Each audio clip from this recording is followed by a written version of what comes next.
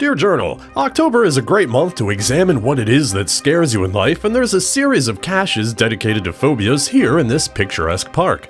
There is the fear of clowns, which I don't have because even the scariest clown design will inevitably remind me of all the times I rented Cirque du Soleil videos from the library and had to fast forward through all the clown bits to get to the good stuff, so clowns make me angry. Then you got your fear of spiders, pretty common, and like most fear, it stems from ignorance. I don't know which ones are poisonous, I don't know which ones can jump, so I treat all spiders like they have the ability to launch right into my eye or mouth and have their way with my tonsils. Next, the fear of octopuses, and I'm assuming this is a replacement cache or the decoration is missing, and not that the CO thinks an octopus looks like a waterproof match case. An octopus, as far as I'm concerned, is just a wet spider, so they can go to hell. But while we are, referentially speaking, in the water, how about some fear of sharks? Let's jump to me reading the hint that the CO left to help us find their cache. Well, this is a lovely area to confront your fears while geocaching, I must say. And the hint for this next cache, which is about sharks. It's at ground level, below what can only and indelicately be described as a burrow that looks like testicles. So this is fear of sharks, not fear of testicles. The thing about fear of sharks is you don't have to go into the water. Oh, fuck me! Oh, shit. You got me because I thought this was fear of friggin' sharks. Haha, yeah, you got me. Brown trouser time. More like fear of sharks, am I right? In a cache series about fear, I experienced a sharp spike of it because I got my phobias and caches mixed up the same way I get Zach Braff and Dax Shepard mixed up. What I was gonna say, before all my expletives, was you don't have to go into the water to be afraid of sharks, and then cut to a clip from Sharknado, but now I have a new fear thanks to my mix-up and AI art generators, that of a Snake-nado, starring Zach Braff, or Dax Shepard, we're not sure. And let's not forget about fear of rocks? Alright, this is a new one to me. The other fears seem logical. They're even encoded in our DNA. Snakes, spiders, sharks, be afraid of these things that can bite and kill you. I've never encountered a shark, but I fear them. Rocks? Is there anyone that develops a fear of rocks that hasn't been hit with one? Maybe they encountered this rude boy rock in the very same park. Someone put rocks on all the fence posts. This one looks like it's giving the finger, which is why I stopped. If finding all those caches was a sentence, then this last phobia-inspired cache is the stinky period punctuating the end. Coprophobia is the name of the game here, fear of feces, the old poop du jour, the old mudloaf. This is not the first dog poo cache I've found, but it is the first one that I've found that was placed in a potentially high-traffic place, leading me to have the big thoughts here. But I often wonder, if somebody was watching, what they would think if they just saw me pick up a turd off the ground and bring it into my car. I mean, I know it's a cache. I don't know why I'm putting this here, but... honey, I just saw a guy go out there and pick up some dog shit and bring it into his car. Yes, imagine if that was your how I got into geocaching story. Yeah, I saw this guy pick up some dog crap and I thought, I gotta pick up some dog crap. Find out what's so special about this turd. Next thing you know, I'm a geocacher. Hey, have you seen my thumb?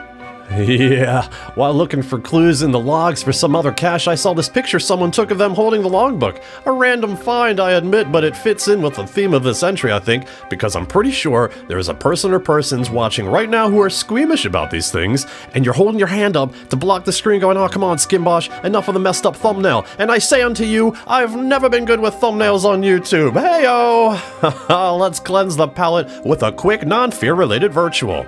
I was thinking about trying to play this one out like, ew, what's this virtual going to be, and why am I talking like a proper Victorian lady? But I already know what it is because the location was labeled on Google Maps. Biscotti. Yes, roadside cookies, $5 for a little sack of these bad boys. I got one and ran home and didn't even take off the camera before scarfing them down. This virtual has its fair share of favor points, but I shall not be giving it one for reasons. You know, as someone who's very addicted to favorite points, and knowing a few people like that, I gotta tell you, this seems like cheating. Well, I get tons of favorite points too if I had cookies at my cache. Oh, delicious, delicious favorite point seating. Hey, don't talk with your mouth full. The only thing worse than hearing someone talk with their mouth full is having that someone be named Phil and refer to it as mouth Phil. Hey, Owen. Anyway, when I was getting this other cache, I knew I was only 316 smoots away from my favorite type of October terrain, the cornfield path. Pre-storm cornfield path, a good place to regale you with my hopefully but not likely brief story about my only encounter with what other people would describe as the paranormal. When I was 11, my friend Jason lived across the street from some woods in a small family-owned junkyard. All the neighborhood teens wanted to sneak into that junkyard, but they were kept at bay by 2 dogs. If they said the name of the breeds, it escapes me, but I know one was black and one was white, and it was rumored the family fed them, live rabbits or squirrels, but one day the family sold their dozens of acres of junk land to a housing development, and they all just upped and left. Now, I don't know what kind of red tape things got hung up on, but eventually, the teenagers started going in there. The lure of an abandoned junkyard was too much, and over the next few weeks, they would return with hood ornaments and other treasures and cool stories about playing manhunt back there, so me and Jason, we formed our own expedition, and it was very thrilling for about 10 minutes. And then we heard some chains and barking by a shed or some little wooden structure, and we instinctively started to retreat, but it was too late, as one black and one white, very muscular-looking dogs rounded the corner at a high speed with lengths of chain dangling from their collar.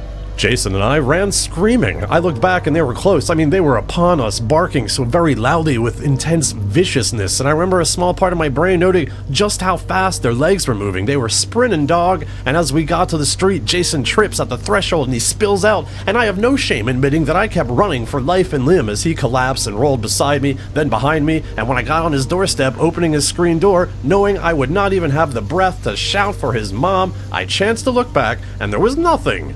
Just Jason in the middle of the empty street in a fetal position with his arms covering his head. No dogs, no barking, no bits of chain, just the whisper of wind through November trees on an empty road with 2 preteens on the verge of tears. Of course, no one believed us, as none of the older kids encountered any dogs, and I'm willing to accept unintentional embellishment and confabulation on the part of my brain, especially at that age, but I very much to this day remember the terror I felt on that day. So, sorry, no joke there, just a personally horror-inducing behavior-forming experience that I thought I would share in this Fustercluck. You know what soothes the savage beast? That's alright, music. If only I had some sort of compact disc of Halloween music to get down to, that would be great. Journal, I'm fixing to drop off my Halloween mix. Why, yes, I did get a vacuum sealer. Holy sh**. I got it eventually. And I'm fixing to drop this mix in the most Halloweeniest cache that I think it's the most Halloweeniest cache around here. Weenie. I know. Who the hell still has a CD player? But if you have the tech, or YouTube, you will be blessed with these tunes, and I'll tell you what's scary, wondering if I will trigger YouTube's auto-copyright strike system when I play snippets of these songs. The first track is Classic Halloween, The Banshee, an unusual piano piece by Henry Cowell from 1920-something. It requires 2 people to perform, one person to absolutely molest the strings to achieve these suspenseful sounds, and another person to press the correct pedal to release the dampeners. I don't know why you can't just put a brick on the pedal, but I guess it's not very elegant. Next is Black Number 1 by Typo Negative. They have a lot of songs that one would consider Halloweenish, but I wish more bands were named after blood types just to help me make it easier to remember mine. I don't know what it is. I do know in current days, Will Smith is an easy target to poke fun at, but Nightmare on My Street was a staple Halloween song growing up, and it's track 3 on this CD, and in a way, we've come full circle as the Will Smith eating spaghetti AI benchmark/meme has reached nightmarish levels.